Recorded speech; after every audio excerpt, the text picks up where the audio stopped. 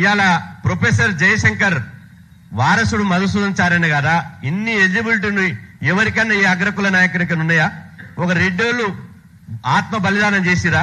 ఒక రెడ్డోళ్ళు మారోజు వీరన్న లెక్క పోరాడిరా? ఒక రెడ్డోళ్ళు తెలంగాణ వాదంలో ప్రొఫెసర్ జయశంకర్ లెక్క అన్నారా? ఏది ఏమైనప్పటికీ తెలంగాణలో బీసీల వాదం మొదలైంది, బీసీల రాజ్యాధికార స్పృహ పెరిగింది. ఇవాళ ఈ రథం బీసీల రథం అనేది 1,00,000 కిలోమీటర్ల స్పీడ్ తోడు కదులుతుంది. ఎవడు అడ్డొచ్చినా కూడా తొక్కుకుంటూ పోవుడే, వెనకాడికి వేసేది ఏం లేదు. ఎందుకంటే మీరు చూడండి, ఇవాళ ఎమ్మెల్సీలు ఇచ్చారు. ఎమ్మెల్సీ 3 ఎమ్మెల్సీలు కాంగ్రెస్ పార్టీకి వెళ్ళి వస్తే గాంధీ భవన్ చరిత్రలో, కాంగ్రెస్ పార్టీ చరిత్రలో రెడ్డి లేని లిస్టు లేకుండే. రెడ్డి లేని లిస్టే లేదు గాంధీ భవన్ చరిత్రలో. మొదటిసారిగా మనందరి పోరాట ఫలితంగా, మన సమిష్టి కృషి వల్ల మొదటిసారిగా రెడ్డి లేకుండా ఎమ్మెల్సీల లిస్ట్ వచ్చింది. అది మన పోరాట విజయంగా భావించాలి. ఆ తర్వాత కమ్యూనిస్టు పార్టీలు, మా నెల్లికంటి సత్యం ఒక బీసీ బిడ్డ, మా ఊరు పక్కన ఊరు. కమ్యూనిస్టు పార్టీలు చాడా వెంకరెడ్డి గారు సిపిఐ పార్టీ రాష్ట్ర సెక్రటరీ చేసిండు. ఆయన చివరికి అన్నాడట, అయ్యా నాకు ఒక్కసారి అవకాశం ఇవ్వండి, నేను ఎమ్మెల్సీ అయితే అంటే ఆ పార్టీలు అన్నారట, బయట నీకు ఎమ్మెల్సీ ఇస్తే కుదిరేటట్టు లేదు, బీసీలంట వెంటబడి తిరగబడి కొట్టేటువంటి ప్రమాదం ఉంది, బీసీ వాదం బలంగా ఉంది కాబట్టి ఒక బీసీ బిడ్డ నెల్లికంటి సత్యంకే ఇస్తాం తప్ప చాడా వెంకరెడ్డి కోట అయిపోయింది, నువ్వు కూర్చో పక్కకన్నారు. ఇవాళ ఒక బీసీకి ఇవాళ నెల్లికంటి సత్యం గారికి కమ్యూనిస్టు పార్టీ తరఫున మొదటిసారి ఒక ఎమ్మెల్సీ వచ్చింది. నిన్నగాక మొన్న మంత్రుల లిస్టు వచ్చింది.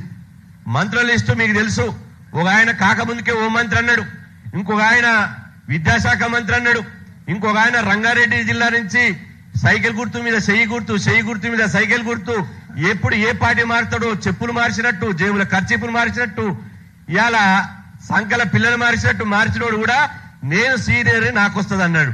ఎందుకన్నాడు? తెలంగాణ రాష్ట్రంలో మనం అందరం ఇవాళ ఇక్కడ ఉన్నాం. నేను అంటున్నా, చెప్పుకుంటూ పోతే కడుపుల పేగులు కదిలిపోతాయి. ఒక్కొక్కరు ఒక్కొక్క దీనగాద, కుటుంబంలో ఉన్నదో లేదో ఉప్పుడుండి ఉపాసం ఉండి బట్టలున్నా ఇంటి కిరాయి కట్టలేక, కుటుంబం సతమతమై పిల్లల ఫీజులు కట్టలేక నానా బాధలు పడి కూడా ఈ సామాజిక ఉద్యమాన్ని దశాబ్దాలుగా నడిపించేటువంటి నికర్సైనటువంటి ఉద్యమకారులు ఉన్నారు తెలంగాణ రాష్ట్రంలో. భారతదేశంలో ఎక్కడ లేరు. ఏ రాజకీయ పార్టీ పంచన చేరకుండా, ఏ రాజకీయ పార్టీల మెంబర్షిప్ లేకుండా ఈ తెలంగాణ రాష్ట్రంలో ఉన్నాం కనుకే తెలంగాణ రాష్ట్రంలో ఇవాళ బీసీ వాదం వచ్చింది.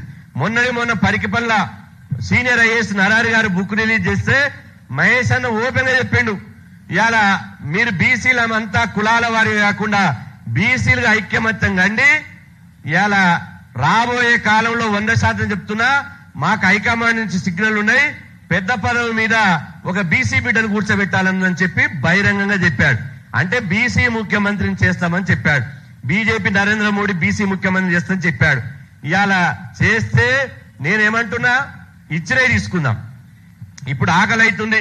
శ్రీశైలం అన్న యాదవ్ ఏం చేసిండు, 2:30 తర్వాత మీటింగ్ అయ్యేటట్టుందని 2 సార్లు సమోసాలు తెప్పించాడు, కూల్ డ్రింక్ తెప్పించిండు.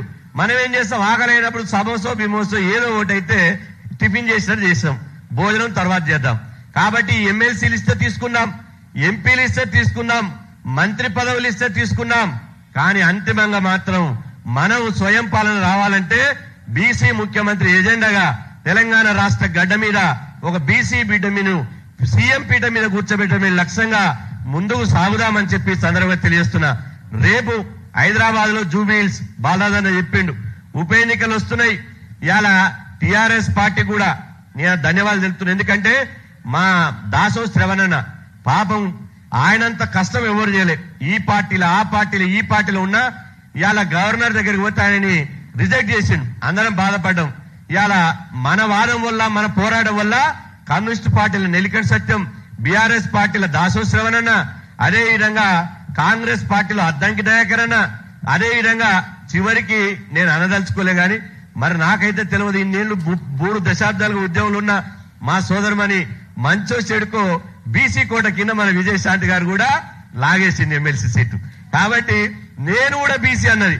నేను అనుకున్నా, చాలా మంది ఫోన్ చేశారు, అన్న ఎట్టయితది బీసీ, నువ్వు ఖండించు అంటే నేనన్నా నరేంద్ర మోదీ బీసీ అని చెప్పుకుంటుండు, ఆయన తర్వాత లిస్టు కలపబడింది, ప్రధానమంత్రి బీసీ అని చెప్పుకోగలేంది విజయశాంతి చెప్పుకుంటే తప్ప, చెప్పుకొని మన కోట రాని బీసీ అని గర్వంగా చెప్పుకుంటారు, చెప్పుకొని అని చెప్పి నేను సంతోషపడ్డా.